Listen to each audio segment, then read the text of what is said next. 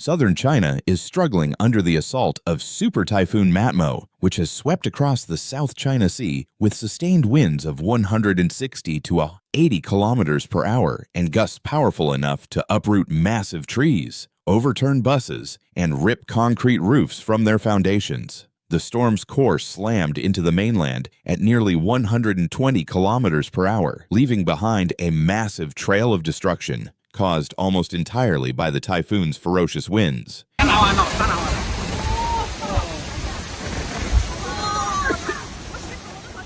On Hainan Island, Matmo's fury was almost unstoppable. Roofs were torn off within seconds, glass shattered from high-rise buildings, and thick steel beams twisted like wire. Giant billboards were ripped from their posts, flung into the air, and scattered amid the howling wind. Shards of glass rained down like blades from skyscrapers, blanketing empty streets. Power lines collapsed one after another, plunging entire neighborhoods into total darkness.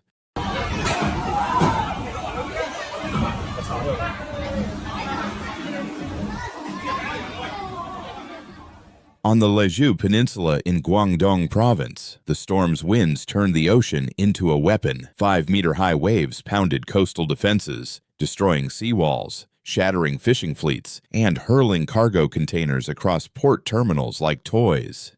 Even reinforced concrete bridges shook violently, as though they might split apart at any moment.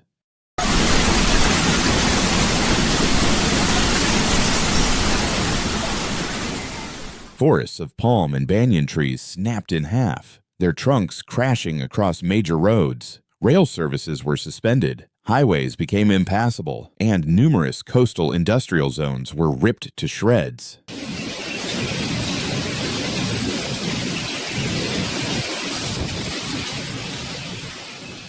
For millions of residents, it was the longest night of their lives. Families huddled inside trembling walls, praying desperately as the storm screamed outside like a roaring jet engine. Parents wrapped their children in blankets, shielding them from flying debris. Windows exploded without warning, sending shards of glass slicing across rooms like invisible knives.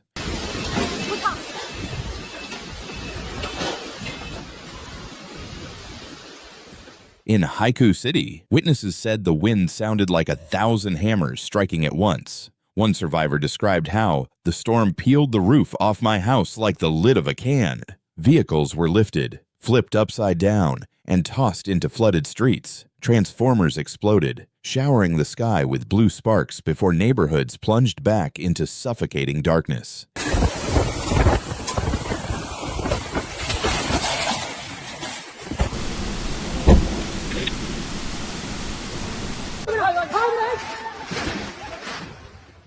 Offshore, fishermen who failed to evacuate in time clung desperately to piers and poles as their boats were torn to pieces and dragged into the raging sea.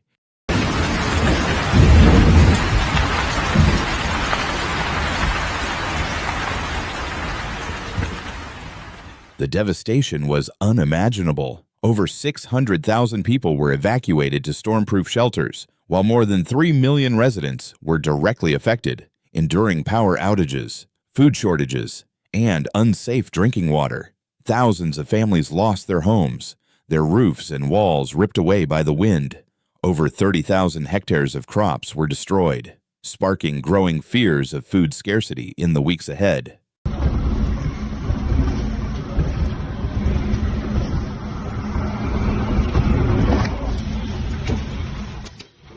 In response to the catastrophe, the Chinese government launched one of its largest emergency relief operations ever. Tens of thousands of soldiers and rescue workers were deployed across Hainan and Guangdong. Armed police cleared roads blocked by fallen trees, while helicopters swept low over devastated towns, searching for survivors stranded on rooftops or cut off by landslides.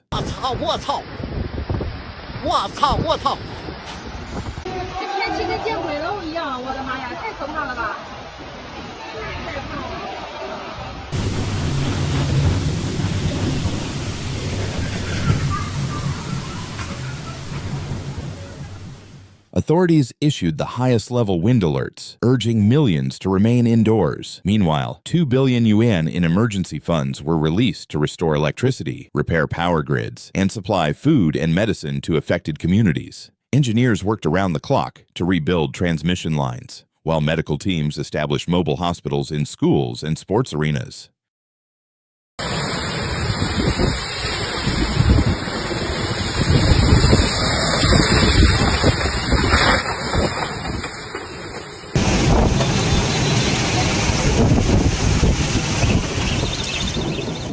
Super Typhoon MATMO has once again proven that sometimes the deadliest force of nature is not water, but wind itself. The storm's violent gusts, strong enough to bend steel and topple entire cities, have left southern China in ruins, millions displaced, and a nation struggling to recover from nature's unrestrained fury.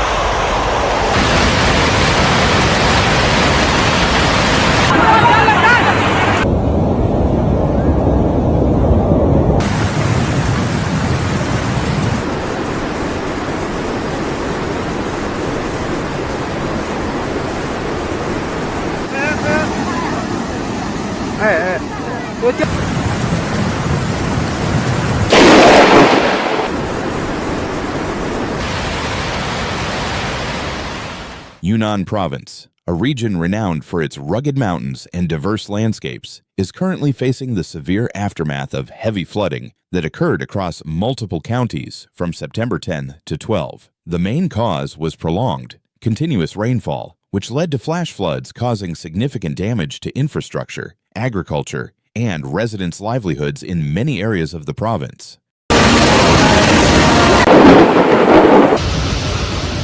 The hardest-hit counties include Zhong, Wenshan, Qing, and Pu'er. Regional meteorological data show that rainfall in many parts of Yunnan has far exceeded historical seasonal averages. The prolonged rain caused riverbanks and drainage systems in both urban and rural areas to become overwhelmed, turning normally gentle streams into dangerous torrents.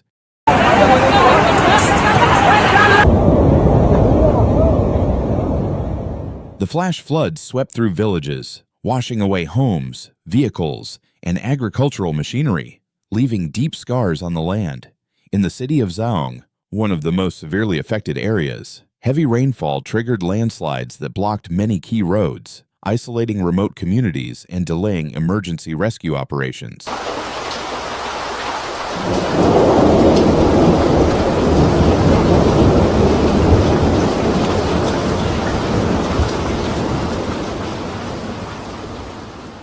Local officials reported that dozens of road sections were flooded or damaged, including provincial roads connecting small towns to major trade corridors. In the town of Ludian, Low-lying areas were inundated within minutes as nighttime water levels rose rapidly, forcing thousands of residents to evacuate to higher ground.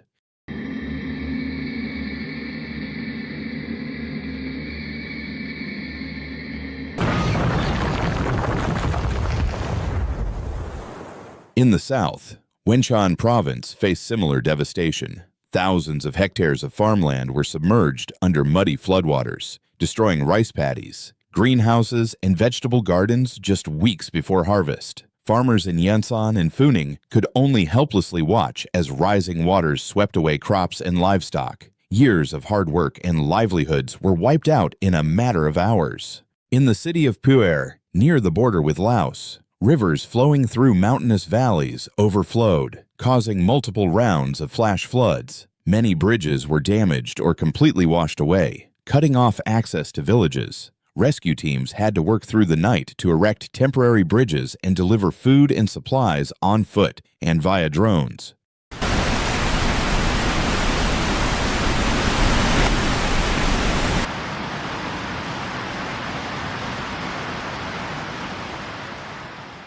The Provincial Water Resources Department issued multiple red alerts in the Por and Zhishuang Bana areas, warning of continued flood risks as upstream water levels remain dangerously high. Meanwhile, in Kuing, a city known for its dense population and hilly terrain, the urban drainage system could not cope with the rainfall. Streets quickly turned into rivers, with water levels in some areas reaching chest height. Vehicles were swept away or trapped against barriers, and public transport was suspended in most areas. Many ground-floor residences were fully flooded, necessitating large-scale evacuations using inflatable rescue boats.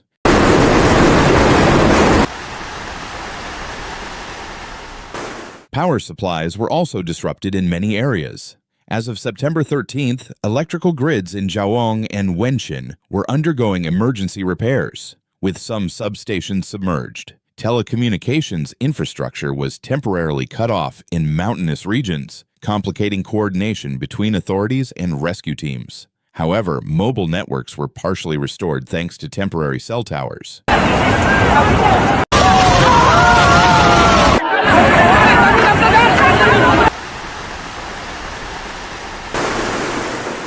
Rescue and relief operations are ongoing. More than 10,000 people have been evacuated from hazardous areas. Temporary shelters have been set up in schools, community centers, and government buildings, with food, drinking water, and basic medical supplies distributed by the Red Cross and local disaster management agencies.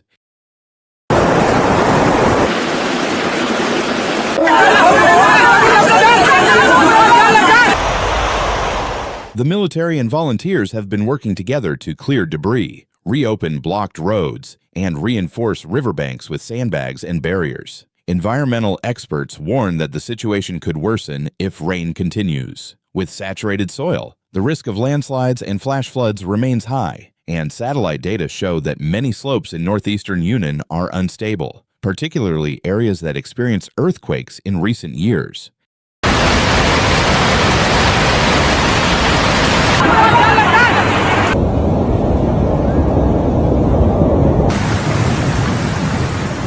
The Yunnan provincial government has issued a Level 2 emergency response, the second highest in China's flood control system. Authorities are urging residents in high-risk areas to remain vigilant, limit travel unless necessary, and comply with evacuation orders. As Yunnan confronts the aftermath of this disaster, the true scale of the damage is still being assessed. Initial reports indicate widespread destruction of homes, schools, roads, and farmland. With recovery likely to take several months, it is clear that communities in the province will heavily rely on support from both local and central authorities in the challenging weeks ahead.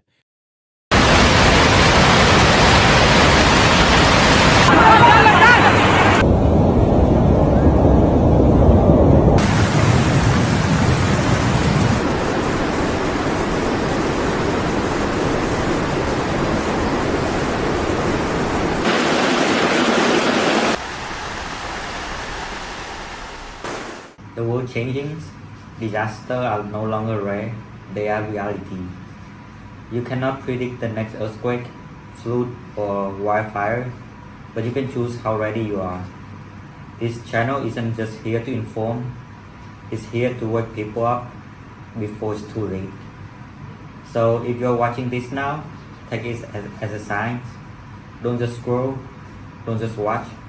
Subscribe, learn, and prepare, because awareness isn't fear, it's power.